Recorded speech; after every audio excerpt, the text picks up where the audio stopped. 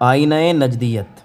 इस किताब को लिखा है जनाब मोहम्मद इफ्तिखार क़ादरी अमजदी मिसबाही साहब ने, और इस पर जो नज़र सानी की है वो हज़रत अल्लामा मुफ्ती मोहम्मद नाज़िम अली मिसबाही दामज़िल्लुहु, इन्होंने इस पर नज़र सानी फ़रमाई है।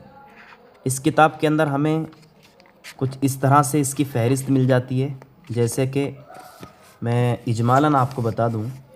ईमान बिल्लाह का मतलब, ईमान बिल मलाइका का मतलब, ईमान बिल कुतुब का मतलब,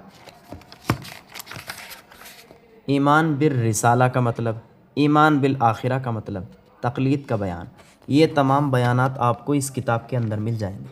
देखिए दरमियान से देख लीजिए किताब को, इसका सफ़ा भी माशाअल्लाह अच्छा है, तहरीर भी साफ़ है। अगर आप इस किताब को हासिल करना चाहते हैं, घर बैठे अगर इसको हासिल करना चाहते हैं, तो हमारे इन नंबरों पर आप रब्ता कर लें। इंशाअल्लाह आप जहाँ भी हैं आपको ये किताब भेज दी जाएगी। और अगर ऑफ़लाइन इसको आप हासिल करना चाहते हैं तो आप हमारे ऑफ़िस को विज़िट कर सकते हैं। भोजपुर मुरादाबाद तशरीफ़ लाएँ।